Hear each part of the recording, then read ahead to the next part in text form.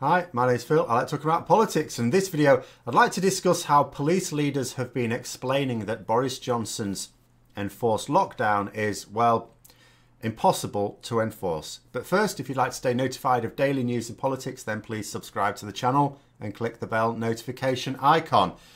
So, on Monday, Boris Johnson, of course, announced that we were going to go into a situation where he's saying, look, it's really clear, you're going to stay in your house, basically. There's 4 reasons for leaving it, but essentially you're going to stay in your house. Deal with it. And it was going to be enforced. Now, the situation we'd come from, which we need to look at to see where we're actually going with this, is Boris Johnson suggested that people did not go out and socialise. It was a suggestion. People ignored it. People did the stupidest things, actually actively sought out crowded places, pubs, clubs and so on. So now the Prime Minister said, look, you don't seem to be listening. In fact, someone put it down like this. Look, you didn't listen, so now you're all grounded. He's grounded the country. Except, of course, how is this going to be dealt with? I've said before, the problem in British society is not really a problem at most times, but at a time like this it is. We are not a conformist society. Government says, look, it's really important you do this thing. They say, no, it's really not. Particularly with this government, it has no moral authority to tell anyone to do anything because they're liars. Even in this particular crisis, they've kept shifting their position. If at least they'd presented a consistent approach from the start that was in line with experts, medical experts, all of my criticism would be on the boneheads around the country who were not following the advice. All of it. None on the government at all. Unfortunately, that's not where we are. However, we need to make sure that the blame is falling on those people who are not following these rules. Now, the government have now come around to what needs to be done. People need to follow it. But from the police point of view, this is quite impossible. They were explaining that, for example, their phone lines have been absolutely crippled with confused members of the public. Literally, you've got members of the public phoning the police saying, have I got permission to go out? Because it has to be borne in mind, the vast majority of people are law-abiding and do not wish to break the law, but they're confused as to what the law is now requiring them to do. They're asking it, you know, under certain circumstances, can I do this? Can I do that? Now, for me, it's fairly clear. You know, I am going to suffer some serious privations as a result of this myself, which sounds strange as I'm sort of like a spider in my web anyway most of the time, but I am. But I'll do a separate video on that later. It's nothing to do with this. The other thing that causing police problems is, obviously we know that police numbers have been slashed by over 20,000 by the Conservatives over the last 10 years. For all Boris Johnson's promises of new police, they don't appear overnight, so we haven't got any of those. So the numbers are down.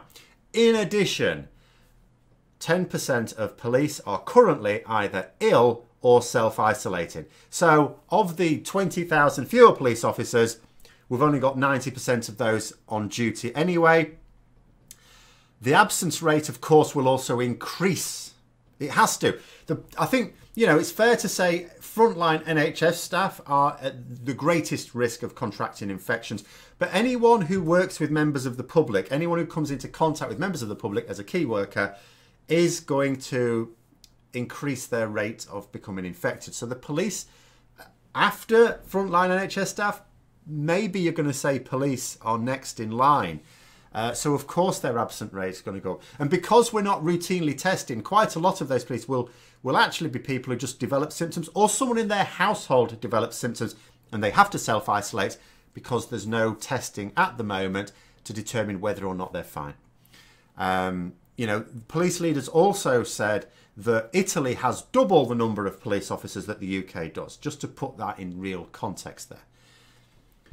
The only way to deal with this situation, the only way to manage this situation, I alluded to this myself, but it's interesting to hear police leaders saying the same, is social pressure. This is not going to stop until it becomes socially unacceptable to go and mix. And you don't have to do it in a large crowd. Remember, just a small number of people in this country could still keep this infection rate going around.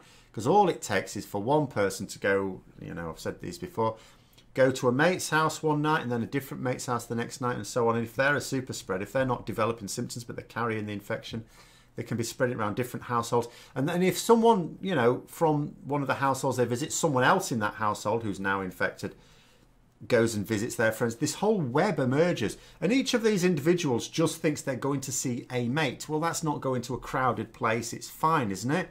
But the web carries on. It just gets bigger and bigger. This infection passes around more and more people. So it's only when, and they use the example of drink driving, it's only when, you know, not socially distancing becomes as socially unacceptable as drink driving that we'll really get on top of this. So, and that's going to take time. You know, that's not going to happen overnight. Maybe, I think we're where we are at the moment.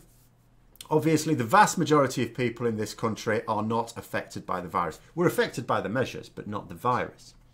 The measures that are designed to stop us actually being personally affected by it, by either ourselves or someone we know contracting it. But maybe when we move more to a situation where we do start to know people on a personal level who are being affected by this, of course, negatively affected by this, maybe then we'll start to take it more seriously. But then, you know, that could take a few weeks, by which time, you know, I don't even like to think what the numbers are going to be. And they also said, you know, from the point of view of policing these measures anyway, how can the police even do it even if they did have more numbers? Because, you know, let's say you're out and you shouldn't be. How do the police know? What if you go into the supermarket? How do they know? How will they possibly know? What if you're out on your 7th jog of the day? Well, you might be on your first. They don't know. You know, we're told you can go out once for exercise. What if you're going out every half hour? You're a bit of a health freak and you think, sod it, I'm doing it. How do the police know if they find you? The chair of the Police Federation, John Apter, said, which I thought was quite interesting. He said, "We police by consent. Police officers are not going to be militaristic in their approach." Which I thought was an interesting phrase. And I don't know, maybe it was just meant literally, maybe it was just meant, you know, the police will inform people. Sure, they'll disperse people where they see crowds, but most of the case it's going to be people out when they shouldn't be. And they'll just sort of inform them, maybe ask questions. They've already started, like, you know, patrolling around supermarkets to provide a bit of reassurance and to, you know, members of the public have got questions to ask them. But I think to myself, you know, that use of the word, they're not going to be militaristic. Was that a bit of a message that if Boris Johnson wants his lockdown, he's going to have to get the military involved?